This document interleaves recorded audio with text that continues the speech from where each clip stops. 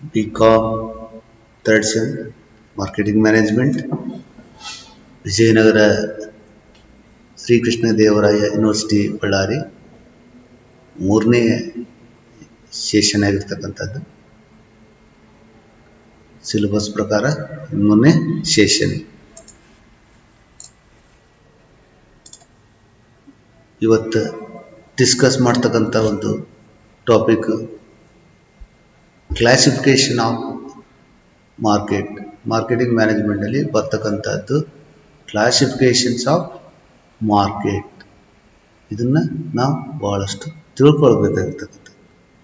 ಯಾಕಂದರೆ ಇದು ಭಾಳ ಇಂಪಾರ್ಟೆಂಟ್ ಆಗಿರ್ತಕ್ಕಂಥ 15 ಮಾರ್ಕ್ಸ್ ಕ್ವಶನ್ಗೆ ಕೇಳ್ಬೋದು.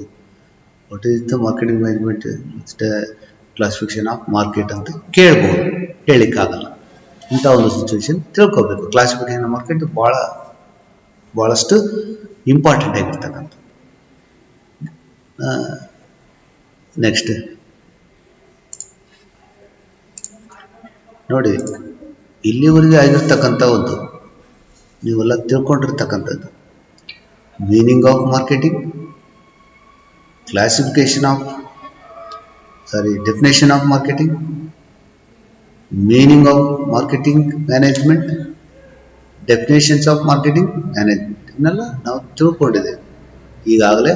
ಅದ್ರ ಬಗ್ಗೆ ವಿವರಣೆಗಳು, ಡೆಫಿನೇಷನ್ಸ್ ಎಲ್ಲ ತಿಳ್ಕೊಂಡಿದ್ದೇವೆ. ಇವು ಹಿಂದೆ ಆಗಿರ್ತಕ್ಕಂಥದ್ದು. ಈಗ next learning objectives. The students will also gain knowledge about the different classification of market. ಇದನ್ನ ತಿಳ್ಕೊಳ್ಬೇಕಾಗಿರ್ತಕ್ಕಂಥದ್ದು ಬಹಳ ಪ್ರಮುಖವಾಗಿರ್ತಕ್ಕಂಥ ಅಂಶ. ಹಾಗೆಯೇ the students will know the reason for division of market in a conceptual manner. Learning outcome. The student will know the reason for the division of marketing. ಆಗಿರ್ತಕ್ಕಂಥ ಒಂದು ನೋಡಿ, classification of market, basis of classification of market. What is the classification of market? ನೋಡಿ, ಮಾರುಕಟ್ಟೆಯು ಹಲವಾರು ಆಧಾರಗಳ ಮೇಲೆ ನಿರ್ಧಾರವಾಗಿರ್ತಕ್ಕಂಥದ್ದು. ಅದರ ಹಲವಾರು ಆಧಾರಗಳ ಮೇಲೆ ವರ್ಗೀಕರಿಸತಕ್ಕಂಥದ್ದು. ಪರಿಣಿತರು ಮತ್ತು ಸರಣಿಯಂತೆ ಭಿನ್ನವಾಗಿರ್ತಕ್ಕಂಥದ್ದನ್ನು ನಾವು ನೋಡ್ತೇವೆ. ಇನ್ನೂ ಹೆಚ್ಚಾಗ್ಬೋದು, ಅಥವಾ ಯಾವುದೇ ಆಧಾರದ ವರ್ಗೀಕರಿಸಿದರೂ ಅದು ಮಾರುಕಟ್ಟೆಯ ಘಟಕಗಳನ್ನು ಆಗ್ತಕ್ಕಂಥದ್ದು. ಜನತೆ, ಸರಕು, ಬೆಲೆ, ಸ್ಥಳ, ಗ್ರಹಿಕೆ, ಸಂಪರ್ಕವಾಗಿರ್ತಕ್ಕಂಥ ಸಾಮಾನ್ಯವಾಗಿ ಕಂಡು ಬರ್ತಕ್ಕಂಥದ್ದನ್ನು ನಾವು ನೋಡ್ತಾ ಇದ್ದೇವೆ. ವಿಂಗಡಣೆ ಮಾಡ್ತಕ್ಕಂಥ ಸುಲಭ ಅಲ್ಲ. ಮಾರ್ಕೆಟನ್ನು ಯಾವ ರೀತಿ ಬೆಳವಣಿಗೆ ಆಗುತ್ತೆ ಅನ್ನೋದನ್ನು ನಾವು ನೋಡ್ತಾ ಇದ್ದೇವೆ. ನೋಡಿ, classifications of market on the basis of geographical area. Actually ಹೇಳ್ಬೇಕಂದ್ರೆ ಡಿಫ್ರೆಂಟ್ ಟೈಪ್ಸ್ ಆಫ್ ಮಾರ್ಕೆಟ್. ಅದಕ್ಕೆ the reason introduction, the reason of our classification of market, classifications of market is to ensure the availability of products, to ultimate the consumers.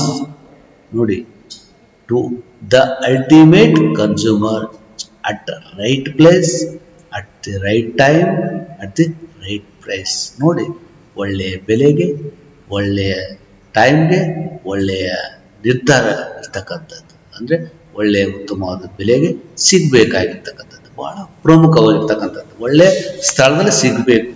ನೋಡಿ, ಆಸ್ಪತ್ರೆ ಇರ್ತೈತಿ, ಒಂದು ಹಡಗಲಿಯಲ್ಲಿ ಇರ್ತಕ್ಕಂಥ ಒಂದು hospital, ಅಥವಾ ಬಳ್ಳಾರಿಯಲ್ಲಿ ಇರ್ತಕ್ಕಂಥ ಒಂದು ಹಾಸ್ಪಿಟ್ಲ್. ಬಳ್ಳಾರಿಯಲ್ಲಿ ಇರ್ತಕ್ಕಂಥ ಹಾಸ್ಪಿಟ್ಲಿಗೆ 3-4 ಕಿಲೋಮೀಟರ್ ಆದ್ಮೇಲೆ ಮೆಡಿಕಲ್ ಶಾಪ್ ಬಿಟ್ರೆ ಏನಾಗುತ್ತೆ ಹೇಳಿ?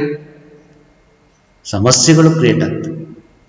ಅದಕ್ಕೆ ಎಲ್ಲಿ ಅವೈಲಬಿಲಿಟಿ ಇದೆಯೋ, ಎಲ್ಲಿ ರೈಟ್ ಟೈಮ್ ಇದೆಯೋ, ಎಲ್ಲಿ ರೈಟ್ ಪ್ರೈಸ್ ಸಿಗ್ತಾ ಇದೆಯೋ ಅದು ಸಿಗಬೇಕು. ಯಾರಿಗೆ? ಫೈನಲ್ ಯೂಸರ್ಗೆ ಸಿಗಬೇಕಾಗಿರ್ತಕ್ಕಂಥದ್ದು ಬಹಳ ಪ್ರಮುಖವಾಗಿರ್ತಕ್ಕಂಥ ಅಂಗ. ಅದಕ್ಕೆ ಹೇಳ್ತೀನಲ್ಲ, ವಿಂಗಡಣೆ ಮಾಡ್ತಕ್ಕಂಥದ್ದು ಬಹಳ ಒಂದು 5 ಥರ ಇರ್ತಕ್ಕಂಥ ವಿಂಗಡಣೆ ನಾವು ನೋಡ್ತಾ ಇದ್ದೇವೆ.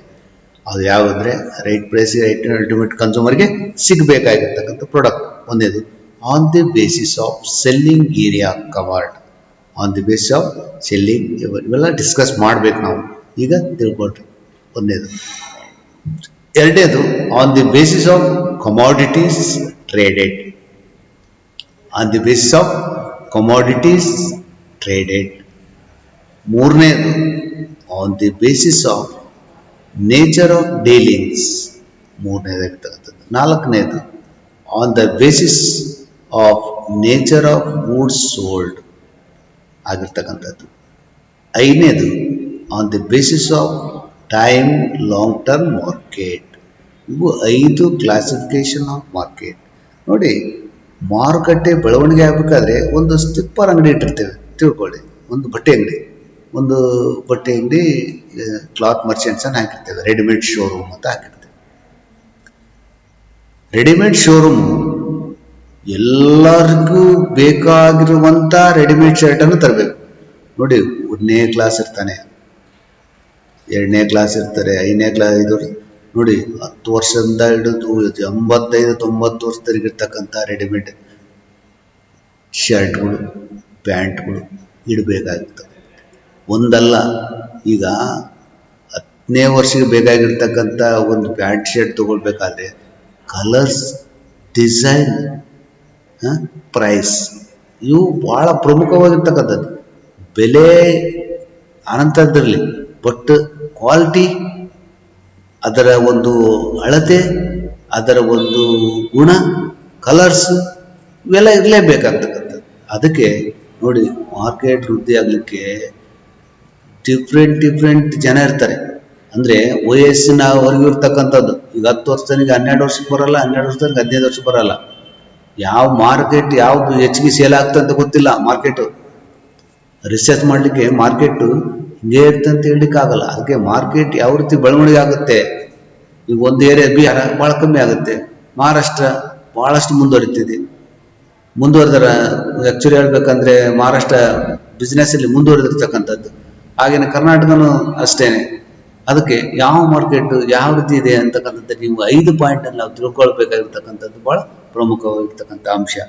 ಅದಕ್ಕೆ on the basis of selling area covered ಅನ್ನು ತಿಳ್ಕೊಳ್ಬೇಕಾಗಿರ್ತಕ್ಕಂಥದ್ದು ಭಾಳ ಪ್ರಮುಖವಾಗಿರ್ತಕ್ಕಂಥ ಅಂಗ. ನೋಡಿ, ಸೆಲ್ಲಿಂಗ್ ಏರಿಯಾ ಕವರ್ಡ್ ಅಂತ 1ನೇ ಪಾಯಿಂಟ್ ಇದೆ. According to the area covered, the market may be classified as a local, regional, national, international market. ನೋಡಿ, ಈಗ ನಾವೆಲ್ಲ ಮಾರ್ಕೆಟ್ ಬಹಳಷ್ಟು ನೋಡ್ತಾ ಇದ್ದೀವಿ. ಲೋಕಲ್ ಮಾರ್ಕೆಟ್ ಅಂದ್ರೆ ಏನು? What is the local market? Local market is the buyer and sellers belongs to a local area, come into contact in such market. Their requirements are limited and fulfilled in the local market itself.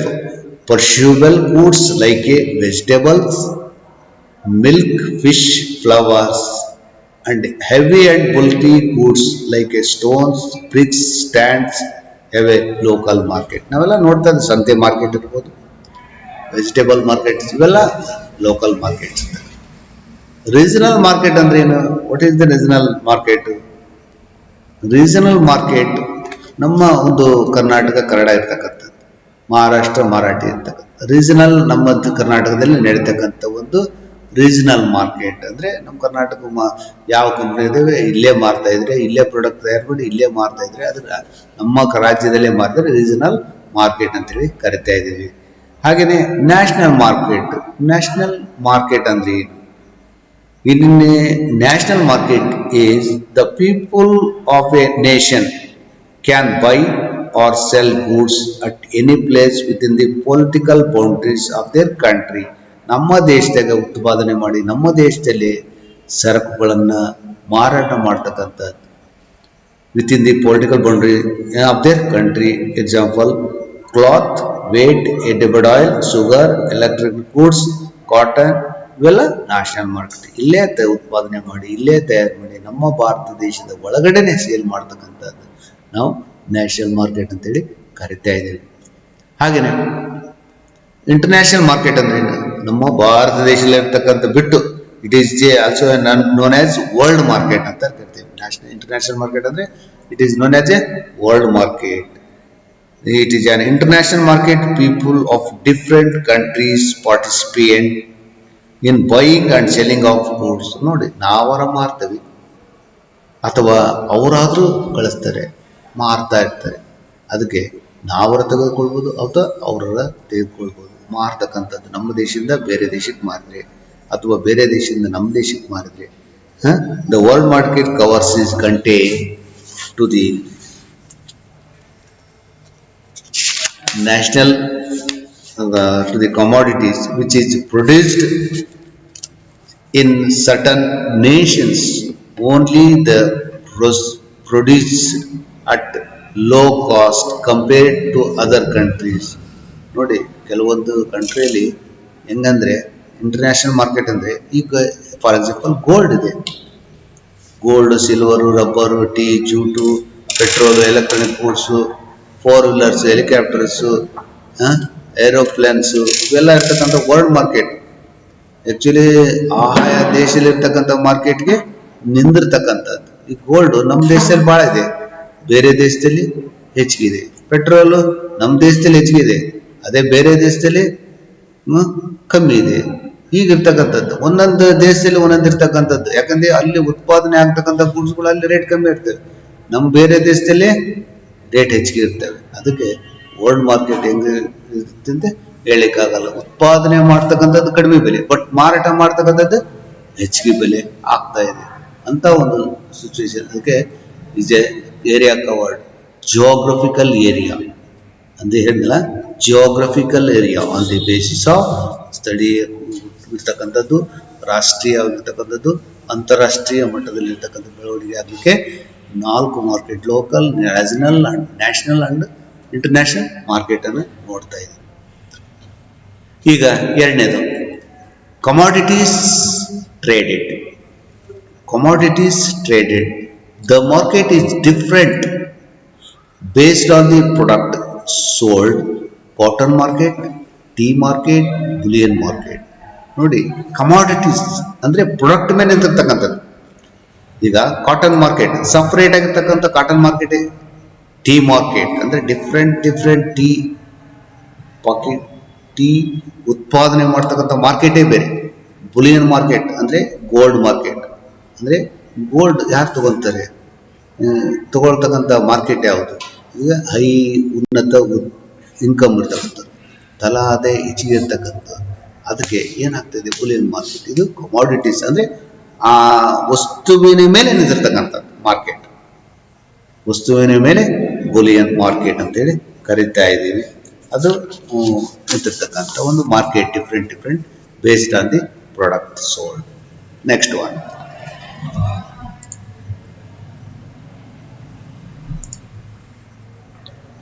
Nature of dealings.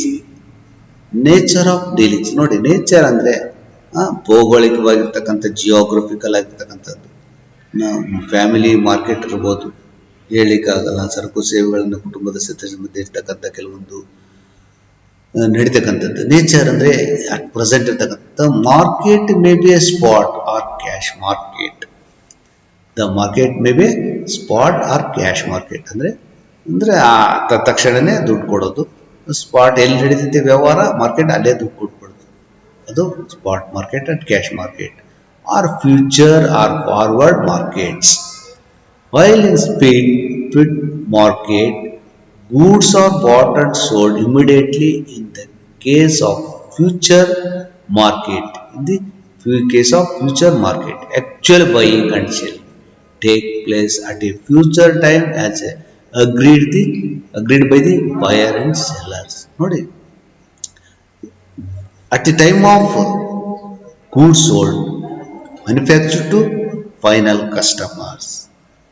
Immediate ಆಗಿ ಹೆಂಗೆ ಯಾವ ರೀತಿ ಆಗ್ತಾ ಇದೆ, spot market ಬೆಳೀತಕ್ಕಂಥದ್ದು ಅಂದರೆ ದುಡ್ಡು ಕೊಟ್ಟು ಪ್ರಾಡಕ್ಟನ್ನು ಪರ್ಚೇಸ್ ಮಾಡ್ತಕ್ಕಂಥದ್ದು. At the future plan time agreed the buyer and sellers, ತಗೊಳ್ಳೋರು ಮತ್ತು ಕೊಡೋರು ಮತ್ತೆ ನಡೀತಕ್ಕಂಥ ಒಂದು ಅಗ್ರೀಡ್ ಅಂದರೆ ಸ್ಪಾಟ್ ಈಗ ಇಮಿಡಿಯೇಟ್ ಆಗಿ ಹೋಗೋದು ಟ್ರಾನ್ಸ್ಫರ್ ಓನರ್ಶಿಪ್ ಟ್ರಾನ್ಸ್ಫರ್ ಆಗ್ತಕ್ಕಂಥದ್ದು ಇದಕ್ಕೆ ನೇಚರ್ ಇದಕ್ಕೆ ಒಂದು ಇದು ಇರ್ತಕ್ಕಂಥ ಒಂದು ಮಾರ್ಕೆಟೇ ಬೇರೆ ಇರ್ತಕ್ಕಂಥದ್ದು. ಹಾಗೆಯೇ ನಾಲ್ಕನೇದು nature of goods sold. Nature of goods sold ಅಂದ್ರೆ ಏನು?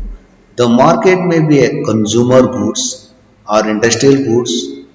Consumer goods are meant for direct consumption use of consumers, whereas industrial goods are generally needed by manufacturers in the process of productions. ನಾಲ್ಕನೇದು nature ಅಂದರೆ nature of goods sold. ನೋಡಿ ಕೆಲವೊಂದು consumer goods ಅಂತ ಅಂದರೆ consumer ಎಲ್ಲ ಅಂದರೆ ಬಳಸ್ತಕ್ಕಂತಾರೆ. Consumer goods ಅಂದರೆ ಬಳಸ್ತಕ್ಕಂಥ ರೀತಿಯಲ್ಲಿ ನಾವು ಹೆಂಗಂತೀವಿ ಪ್ರಮುಖವಾಗಿರ್ತಕ್ಕಂಥ ಮಾರ್ಕೆಟ್ ಕನ್ಸ್ಯೂಮರ್ ಗೂಡ್ಸ್ ಅಂದರೆ ದಿನಬಳಕೆ ವಸ್ತುಗಳು. Consumer goods or industrial goods. ಅಂದರೆ ಇಂಡಸ್ಟ್ರಿಯಲ್ ಅಂದರೆ ನಾವು ಈಗ ಇಂಡಸ್ಟ್ರಿಯಲ್ ಇರ್ತಕ್ಕಂಥ ಕೆಲವೊಂದು ಶುಗರ್ ಫ್ಯಾಕ್ಟ್ರಿ ಇರ್ಬೋದು, ಟ್ರ್ಯಾಕ್ಟರ್ ಇರ್ಬೋದು, ಬಸ್ ಇರ್ಬೋದು, ಇಂಡಸ್ಟ್ರಿಯಲ್ ಗೂಡ್ಸ್ ಅನ್ನ ಮಾಡ್ತಕ್ಕಂಥದ್ದು. ಆಧಾರಿತವಾಗಿರ್ತಕ್ಕಂಥ ನಾವು ಮಾರ್ಕೆಟ್ ಅನ್ನು ನಿರ್ಮಾಣ ಮಾಡ್ತೇವೆ. Consumer goods are meant for the direct consumptions ಅಂದ್ರೆ ಉತ್ಪಾದನೆ ವಸ್ತುಗಳನ್ನ ಕೆಲವೊಂದು ಡೈರೆಕ್ಟ್ ಆಗಿ ಫೈನಲ್ ಕನ್ಸ್ಯೂಮರ್ಗೆ ಮಾಡ್ತಾ ಇರ್ತಾರೆ ಉತ್ಪಾದಕರಿಂದ. ಅದು ಡೈರೆಕ್ಟ್ ಆಗಿರ್ತಕ್ಕಂಥ ಮಾರ್ಕೆಟಿಂಗ್ ಸಿಸ್ಟಮ್ ಇರ್ತಕ್ಕಂಥದ್ದು. ಹಾಗೆ needed by the manufacture in the process of production. ನೋಡಿ ಆಕ್ಚುಲಿ ಹೇಳ್ಬೇಕಾದ್ರೆ ಮಾರುಕಟ್ಟೆಯನ್ನ ಒಂದು ಗ್ರಾಮ ಇರ್ಬೋದು, ಪಟ್ಟಣ ಇರ್ಬೋದು, ನಗರಕ್ಕೆ ಸೀಮಿತವಾಗಿರ್ತಕ್ಕಂಥ ಪ್ರಾಡಕ್ಟ್ಗಳು ಇರ್ತವೆ. ಅವು ಪ್ರಮುಖವಾಗಿರ್ತಕ್ಕಂಥ ಮಾರುಕಟ್ಟೆಯನ್ನ ನಿರ್ಮಾಣ ಮಾಡಲಿಕ್ಕೆ ಸಾಧ್ಯ. ಅದಕ್ಕೆ ನಾವು ಹೇಳ್ತೀವಿ ಸ್ಪರ್ಧೆಯಾಗಿರ್ತಕ್ಕಂಥ ಒಂದು ಕಾಂಪಿಟೇಷನ್ ಮಾರ್ಕೆಟ್ ಇದೆ. ಮಾರ್ಕೆಟ್ ಅಂದ್ರೆ ಪರ್ಫೆಕ್ಟ್ ಮಾರ್ಕೆಟ್, ಪರ್ಫೆಕ್ಟ್ ಮಾರ್ಕೆಟ್ ಅಮ್ಮ ಇಂಪರ್ಫೆಕ್ಟ್ ಮಾರ್ಕೆಟ್. ಆಕ್ಚುಲಿ ಹೇಳ್ಬೇಕಾದ್ರೆ value based of the market. Value based market is a wholesale market and retail market. Market was ಸಗಟು ಮಾರುಕಟ್ಟೆ ಹಾಗೂ ಕಿರುಕುಳ ಮಾರುಕಟ್ಟೆ ಅಂತೇಳಿ ಕರಿತಿದ್ದೀವಿ. ಅದು ಒಂದಿರ್ತಕ್ಕಂಥದ್ದು ನೇಚರ್ ಆಫ್ ಗೂಡ್ಸ್. ಸರಕು ಆಧಾರಿತ ಮಾರುಕಟ್ಟೆ ಬೇಸ್ಡ್ ಅಗ್ರಿಕಲ್ಚರ್ ಪ್ರಾಡಕ್ಟ್ ಮಾರ್ಕೆಟ್. ನೋಡಿ ಕೆಲವು ಟೈಮಲ್ಲಿ ಅಗ್ರಿಕಲ್ಚರ್ ಪ್ರಾಡಕ್ಟ್ ಅನ್ನ ನಾವು ನೇರವಾಗಿ ಉತ್ಪಾದಕರಿಂದ ಗ್ರಾಹಕರಿಗೆ ನೇರವಾಗಿ ಕಳಿಸ್ತಾ ಇರ್ತೇವೆ. ಕಾಳು ಕಡಿ, ಗೋಧಿ, ಜೋಳ, ಅಕ್ಕಿ, ಹತ್ತಿ ಮಾರುಕಟ್ಟೆ, ಶೇಂಗಾ ಇವನ್ನೆಲ್ಲ ನಾವೇನು ಮಾರ್ಕೆಟ್ಗೆ ಕಳಿಸ್ತೇವೆ. ಡೈರೆಕ್ಟ್ ಆಗಿ ಉತ್ಪಾದಕರಿಂದ ಗ್ರಾಹಕರಿಗೆ ಕಳಿಸ್ತಾ ಇರ್ತೇವೆ. ಅದಕ್ಕೆ ಇರ್ತಕ್ಕಂಥದ್ದು manufacture goods market, Boolean market ನಾವೆಲ್ಲ ಕೇಳಿರ್ಬೋದು. ಇವೆಲ್ಲ ಇರ್ತಕ್ಕಂಥದ್ದು. ಹಾಗೆಯೇ ನೇಚರ್ ಆಫ್ ಸ್ಪಾಟ್ ಮಾರ್ಕೆಟ್. ಈಗ ನಾವು ಯಾಕೆ ಮಾಡ್ತಂದ್ರೆ ಯೂಸ್ ಮಾಡ್ತಕ್ಕಂಥ ಒಂದು ಮಾರ್ಕೆಟ್ ಫ್ಯೂಚರ್ ಮಾರ್ಕೆಟ್ ಇರುತ್ತೆ. ಫ್ಯೂಚರ್ ಮಾರ್ಕೆಟ್ ಅಂದ್ರೆ ಯಾವ ಮಾರುಕಟ್ಟೆ ವ್ಯವಹಾರದಲ್ಲಿ ಸರಕುಗಳ ಭವಿಷ್ಯದಲ್ಲಿ ವಿಲೇವಾರಿ ಆಗ್ತಕ್ಕಂಥ ಒಪ್ಪಂದ ಅಂದ್ರೆ ಸಂಗ್ರಹಕ್ಕೆ ಬರೋದಿಲ್ಲ. ನೋಡಿ ಈರುಳ್ಳಿ ಇದೆ, ನಾವು ಇನ್ನೂ 3 ತಿಂಗಳು ಬಿಟ್ಟು ಮಾರಿದ್ರೆ ಆಯ್ತು ಅಂತೇಳಿ ಸ್ಟಾಕ್ ಮಾಡ್ಕೊಳಕ್ ಆಗಲ್ಲ. ಅಂತ ಒಂದು ಮಾರ್ಕೆಟ್ ಅಂದ್ರೆ ಫ್ಯೂಚರ್ ಮಾರ್ಕೆಟ್ಗೆ ಬರೋದಿಲ್ಲ. ಅಂತ ಒಂದು ಕಕ್ಷಿದಾರ ಇರ್ತಕ್ಕಂಥ ತಮ್ಮ ಪಾಲಿನ ಕರ್ತವ್ಯನ ನಿರ್ವಹಿಸತಕ್ಕಂಥ ಬಹಳ ಕಷ್ಟವಾಗ್ತಕ್ಕಂಥದ್ದು. Finance based market. ನೋಡಿ ನಾವು ಮಾರ್ಕೆಟ್ ಅನ್ನ ಹಲವಾರು ರೀತಿಯಲ್ಲಿ ವಿಂಗಡಣೆ ಮಾಡ್ತಾ ಇರ್ತೇವೆ. ಮ್ಯಾನುಫ್ಯಾಕ್ಚರ್ ಆಗಿರ್ತಕ್ಕಂಥ ಗೂಡ್ಸ್ಗಳನ್ನ ನಾವು ಯಾವ ರೀತಿ ಮಾರುಕಟ್ಟೆಯನ್ನ ನಿರ್ಮಾಣ ಮಾಡಲಿಕ್ಕೆ ಸಾಧ್ಯ ಅಂತ ನೋಡ್ತಾ ಇದ್ದೀವಿ. ಇದು 4ನೇ ಮಾರುಕಟ್ಟೆ. 5ನೇದು on the basis of time period market can be classified into short period market, long period market ಅಂತ ಇದೆ. ನೋಡಿ on the basis of time period market can be classified into short period market and long period market ಅಂತ ಇದೆ ಇರ್ತಕ್ಕಂಥದ್ದು.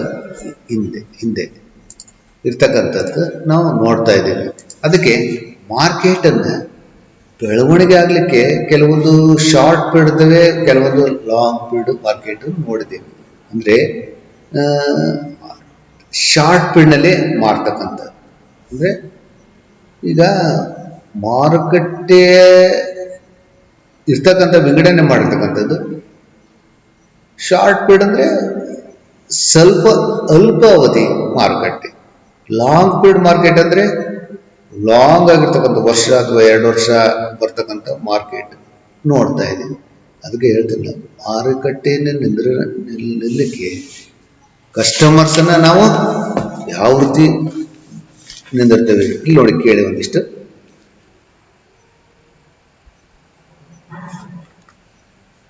Capital market ಅಂತ ಇದೆ. ಕಂಪನಿಯ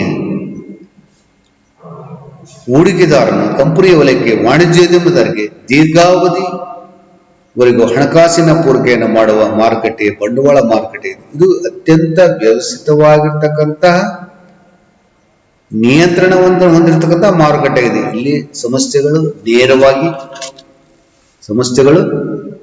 ನೇರವಾಗಿ ತಮ್ಮದೇ ಬಂಡವಾಳವನ್ನು ದೀರ್ಘಾವಧಿ ಬಂಡವಾಳ ದೊರೆಯುವಂತ ವ್ಯವಸ್ಥೆಯನ್ನ ಮಾಡ್ತಕ್ಕಂಥದ್ದು. ಹಾಗೂ ಇಂತಹ ಸಾರ್ವಜನಿಕ ಹೂಡಿಕೆದಾರರಿಂದ ಉಳಿತಾಯದಾರರಿಗೆ ಬಂಡವಾಳ ಸಂಗ್ರಹಿಸಿ ದೊಡ್ಡ ಮೊತ್ತದಲ್ಲಿ ಉದ್ಯಮದಾರರಿಗೆ ಬಂಡವಾಳ ಮತ್ತು ಸಾಲ ರೂಪದಲ್ಲಿ ಹಣಕಾಸು ಪೂರೈಸತಕ್ಕಂಥ IFC ಇರ್ಬೋದು, IDBI ಇದು, SDB ಇದು, ICICI ಇರ್ಬೋದು, LIC ಇರ್ಬೋದು, ಇವೆಲ್ಲ ಇರ್ತಕ್ಕಂಥ ಬ್ಯಾಂಕ್ಗಳು ಮೊತ್ತದ ದೀರ್ಘಾವಧಿ ಬಂಡವಾಳವನ್ನು ಮಾಡ್ತಕ್ಕಂಥದ್ದನ್ನು ನಾವು ನೋಡ್ತಾ ಇದ್ದೀವಿ. ಹಾಗೇನೆ ಮನಿ ಮಾರ್ಕೆಟ್ ಅಂತ ನೋಡಿರ್ಬೋದು, ಫೈನಾನ್ಸ್ ಬೇಸ್ಡ್ ಮಾರ್ಕೆಟ್ ಅಂತ ಹೇಳಿದೆ. ಆಕ್ಚುಲಿ ಹೇಳ್ತಂದ್ರೆ ಫೈನಾನ್ಸಿಯಲ್ ಸಿಸ್ಟಮ್ ಮಾರ್ಕೆಟ್ ಅಂತಕ್ಕಂಥದ್ದು ಕೆಲವೊಂದು ಸಿಸ್ಟಮ್ ಇರ್ತದೆ. ಯಾವ ಮಾರ್ಕೆಟ್ ಅಲ್ಪ ಸಾಲದ ಹೂಡಿಕೆ ಹಣಕಾಸಿನ ಲಭ್ಯವಿರ್ತಕ್ಕಂಥ ಹಣದ ಮಾರುಕಟ್ಟೆ ಆಗಿರ್ತಕ್ಕಂಥದ್ದು ಬ್ಯಾಂಕ್ಗಳು, ಹಣಕಾಸಿನ ಸಂಸ್ಥೆಗಳು, ಕೇಂದ್ರ ಬ್ಯಾಂಕಿನ ಹಣಕಾಸು ಸಂಸ್ಥೆಗಳು, ವಾಣಿಜ್ಯ ಪತ್ರಗಳು, ಇವುದ್ರ ಮೇಲೆ ಆಗಿರ್ತಕ್ಕಂಥ ಒಂದು ಮಾರ್ಕೆಟ್ ಇಲ್ಲಿಕ್ಕೆ ಸಾಧ್ಯ ಅಂತದನ್ನು ನಾವು ನೋಡ್ತಾ ಇದ್ದೇವೆ.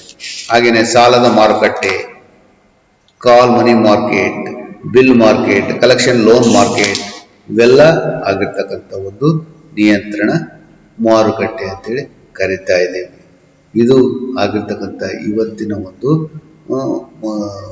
Classifications of market. ಆಕ್ಚುಲಿ ಹೇಳ್ಬೇಕಂದ್ರೆ ಉತ್ಪಾದಿಸಿದ ವಸ್ತುಗಳನ್ನು ನಾವು ಮ್ಯಾನುಫ್ಯಾಕ್ಚರ್ ಗೂಡ್ಸ್ ಮಾರ್ಕೆಟ್ ಅಂದರೆ ದೀರ್ಘಾವಧಿ ಉಪಭೋಗರಿಗೆ ಸಿಗುವಂಥ ಮಾರ್ಕೆಟಿನ ಮಾಡ್ತಕ್ಕಂಥದ್ದು. ಯಾವ ರೀತಿ ಅಂದರೆ ಈಗ ಬಿಸ್ಕಿಟು, ಬ್ರೆಡ್ಡು, ಸಕ್ಕರೆ,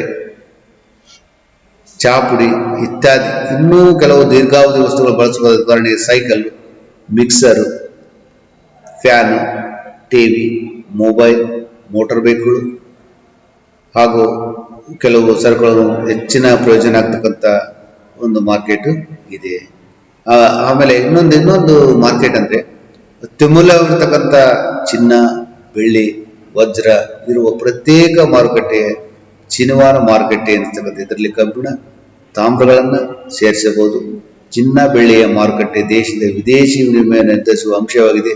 ದಿನಂಪ್ರತಿ ಇವುಗಳ ಬೆಲೆಯನ್ನು ಏರಿಳಿತಗಳು ಕಂಡು ಬರ್ತಕ್ಕಂಥದ್ದನ್ನು ನಾವು ನೋಡ್ತಾ ಇದ್ದೀವಿ. ಬಂಗಾರ ಬೆಲೆ ಒಂದೇ ಲೆವೆಲ್ ಇರೋದಿಲ್ಲ, ಇವತ್ತು ಕಡಿಮೆ ಆಗ್ಬೋದು, ನಾಳೆ ಹೆಚ್ಚಿಗೆ ಆಗ್ಬೋದು. ಆ ಮಾರ್ಕೆಟ್ ನಿಂದಿರ್ತಕ್ಕಂಥ ಒಂದು ಉದ್ದೇಶ. ಹಾಗೆಯೇ ಗಾತ್ರ ಆಧಾರಿತ ಮಾರುಕಟ್ಟೆಯನ್ನು ನಾವು ನೋಡ್ತೀವಿ. ಇವು 5 ತರ ಇರ್ತಕ್ಕಂಥ ಮಾರುಕಟ್ಟೆ ನಿರ್ಮಾಣ ಆಗಲಿಕ್ಕೆ ಸಾಧ್ಯ. ಇದು ಬಹಳ ಪ್ರಮುಖವಾಗಿರ್ತಕ್ಕಂಥ ಅಂಶ.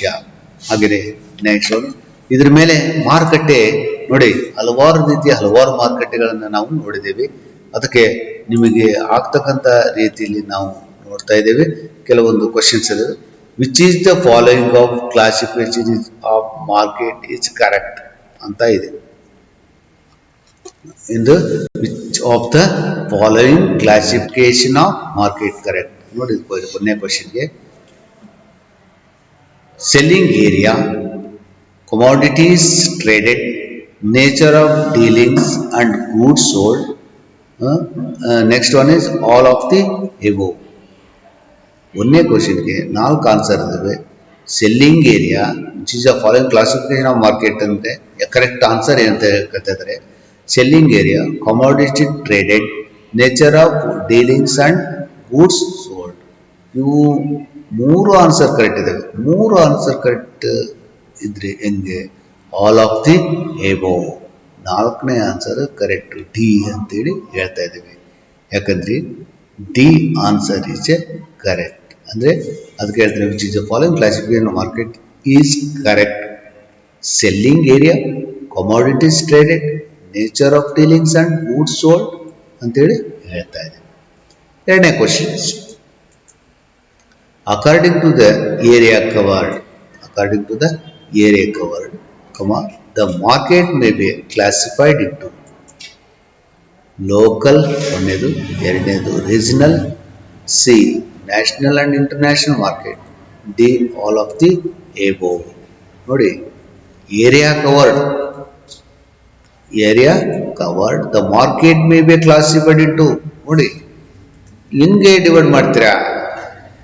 Area covered market may be classified into local ಹೌದು, ರೀಜನಲ್ ಹೌದು, ನ್ಯಾಷನಲ್ ಇಂಟರ್ನ್ಯಾಷನಲ್ ಮಾರ್ಕೆಟ್ ಹೌದು. ಮೂರು ಹೌದು, A B C correct answer. But ಮೂರು ಕರೆಕ್ಟ್ ಆನ್ಸರ್ ಆದರೆ ಮೂರು ಹಾಕ್ಲಿಕ್ಕೆ ಬರಲ್ಲ, ಅದರಲ್ಲಿ ಒಂದು ಹಾಕ್ಬೇಕು. ಆದರೆ ಮೂರು ಕರೆಕ್ಟ್ ಅಂದರೆ ಡಿ ನಲ್ಲಿ ಆನ್ಸರ್ ಏನಿದೆ? ಆಲ್ ಆಫ್ ದಿ ಎಬೋ ಅಂತ ಇದೆ. ಅಂದರೆ ಡಿ ಆನ್ಸರ್ ಇಸ್ ಕರೆಕ್ಟ್. ಅದಕ್ಕೆ ಹೇಳ್ತಿಲ್ಲ, D answer is correct. According to the area covered market may classified into local, regional, national, international market ಇರ್ತಕ್ಕಂಥ ಸಿಸ್ಟಮ್. ಹಾಗೆಯೇ ನೆಕ್ಸ್ಟ್ ಒನ್,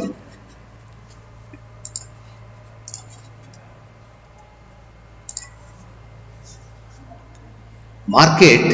ಮೂರನೇ questions, market, a market in which trading of goods happens in huge quantity is a dash market ಅಂತ questions ಇದೆ.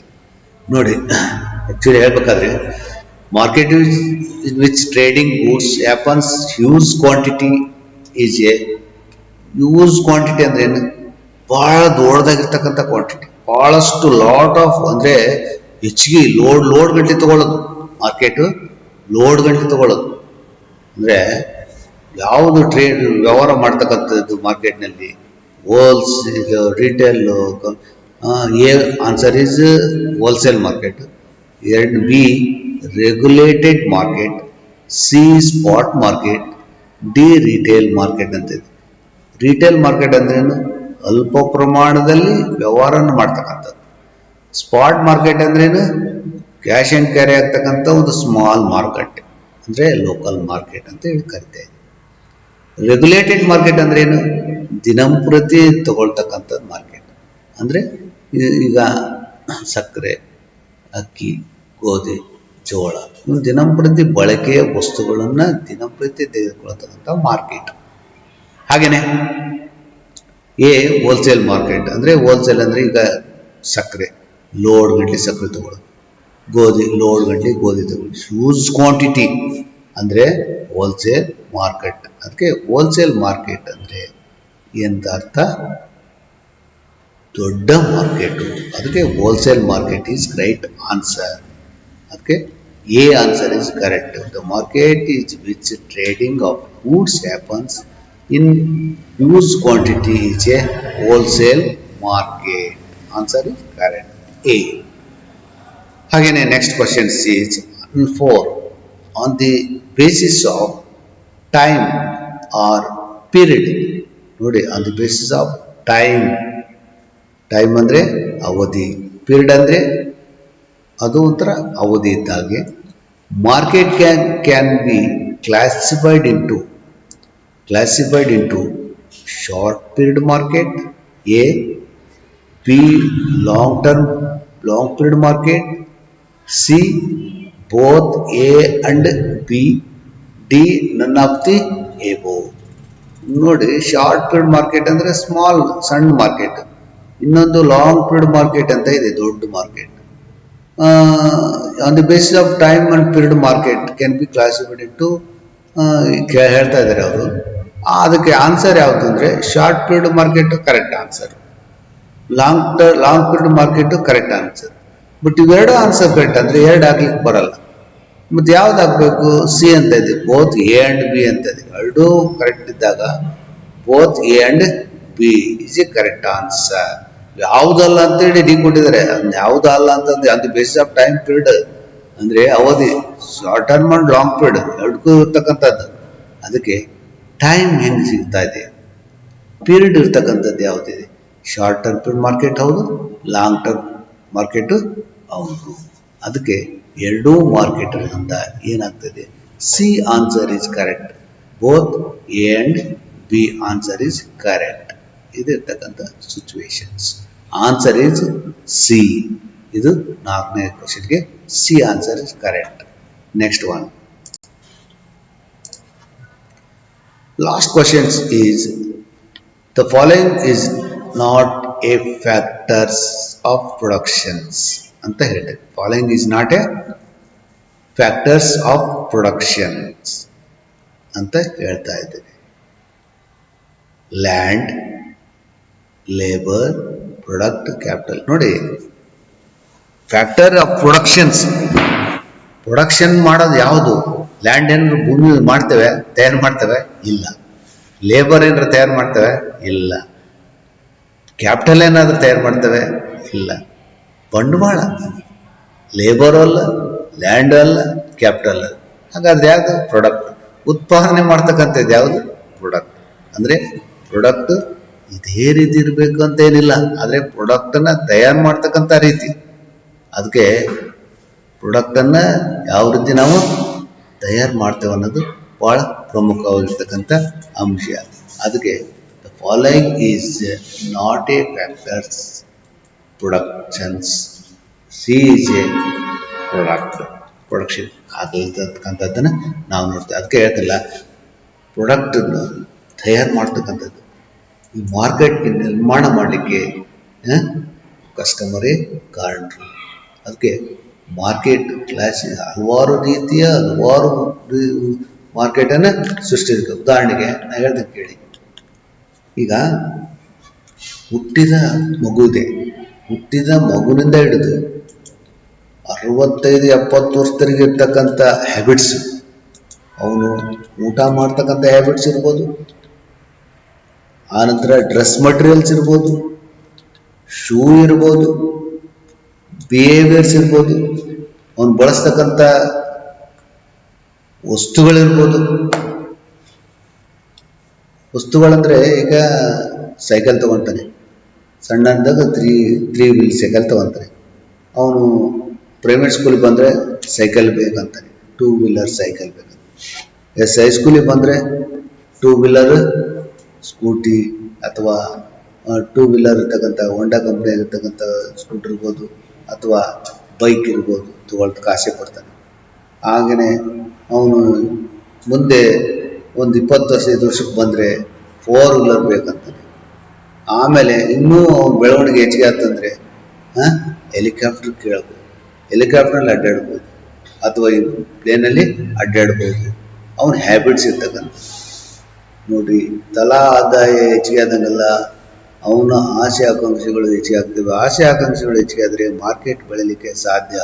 Market ಹೆಂಗಂದರೆ ಇವತ್ತು ಅದಕ್ಕೆ ಹೇಳ್ತಲ್ಲ, ಖರೀದಿಸುವ ಸಾಮರ್ಥ್ಯದ ಮೇಲೆ ನಿಂತಿರ್ತಕ್ಕಂಥದ್ದು ಮಾರ್ಕೆಟು ಯಾವ ಸ್ಥಳದಲ್ಲಿ ಮಾರ್ಕೆಟ್ ಉತ್ಪಾದನೆ ಮಾಡ್ತಾರೆ, ಡಿಫ್ರೆಂಟ್ ಪ್ಲೇಸ್ನಲ್ಲಿ ಮಾರ್ತಾರೆ. ಬಟ್ ಮಾರುಕಟ್ಟೆ ನಿರ್ಧಾರ ಆಗ್ತಕ್ಕಂಥದ್ದು ಡಿಫ್ರೆಂಟ್ ಮಾರ್ಕೆಟ್ಸ್. ಅದಕ್ಕೆ ಕ್ಲಾಸಿಫಿಕೇಶನ್ ಆಫ್ ಮಾರ್ಕೆಟ್ಸ್ ಬಹಳಷ್ಟು ಬೆಳವಣಿಗೆ ಆಗಲಿಕ್ಕೆ ವರ್ತನೆ ಆಧಾರಿತ ಮಾರ್ಕೆಟ್ ಇರ್ತೈತಿ. ಅಂದರೆ ತೆಗೆದುಕೊಳ್ತಕ್ಕಂಥ ಕೆಪಾಸಿಟಿ ಏನಿದೆ ಅದಕ್ಕೆ ಮಾರ್ಕೆಟ್ ಬೆಳವಣಿಗೆ ಆಗಲಿಕ್ಕೆ ಸಾಧ್ಯ. ಇದು ಇರ್ತಕ್ಕಂಥ ಸಿಚುವೇಶನ್. ನೆಕ್ಸ್ಟ್ ನೋಡಿ, ರೆಫರೆನ್ಸ್ ಬುಕ್ ಬೇಕಾದರೆ Karunakaran K marketing management, Himalaya publishing house private limited. ಎರಡನೇದು Philips Kotler, Kevin Lane and Keller, Abraham Koshy, ಮ್ಯಾಥೇಶ್ವರಿ marketing management, 13th edition by Dorling Industry India Private Limited, 2009. Sherlaker, SA and Krishnamurthy or Marketing Management, 4th edition Himalaya Publishing House Private Limited, 2008. 4. William J. Stanton, Fundamentals of Marketing, 10th edition, Tata McGraw Hill Publications, New Delhi, 2007. ಇವು reference ಬುಕ್ಕನ್ನು ಮಾಡ್ತಕ್ಕಂಥದ್ದು ಒಳ್ಳೆ ಚೆನ್ನಾಗಿ ಬರ್ತವೆ. ಯಾವುದಾದ್ರೂ ಓದಿ ಇಲ್ಲ ಅನ್ನಂಗಿಲ್ಲ, ಆದರೆ ಫಿಲಿಪ್ ಕೊಟ್ಲಾಡ್ತಕ್ಕಂಥದ್ದು ಒಳ್ಳೆ ಚೆನ್ನಾಗಿರ್ತಕ್ಕಂಥದ್ದು ಆಥರ್ಸ್ ಇದೆ. ಅಂದರೆ ರೀಸೆಂಟ್ ಆಗಿರ್ತಕ್ಕಂಥ ಒಟ್ಟು ಮಾರ್ಕೆಟಿಂಗ್ ಭಾಳಷ್ಟು, ಯಾಕಂದರೆ ಫಂಡಮೆಂಟಲ್ ಮಾರ್ಕೆಟಿಂಗಿಂತ ರೀಸೆಂಟ್ ಆಗಿರ್ತಕ್ಕಂಥ ಮಾರ್ಕೆಟಿಂಗ್ ಭಾಳ ಬೆಸ್ಟ್ ಆಗಿರ್ತಕ್ಕಂಥದ್ದು. 10th ಎಡಿಷನ್ ಇರ್ತಕ್ಕಂಥದ್ದು ವಿಲಿಯಮ್ಸ್ ಜೆ ಸ್ಟ್ಯಾಂಡರ್ಡ್ ಚೆನ್ನಾಗಿ ಬರ್ತಾ ಇದೆ. ಇಲ್ಲಿವರೆಗೂ ಆಗಿರ್ತಕ್ಕಂಥ ಒಂದು ಬೆಳವಣಿಗೆ 3ನೇ ಸೆಷನ್ ಕ್ಲೋಸ್ ಆಗ್ತದೆ. All of you, thank you.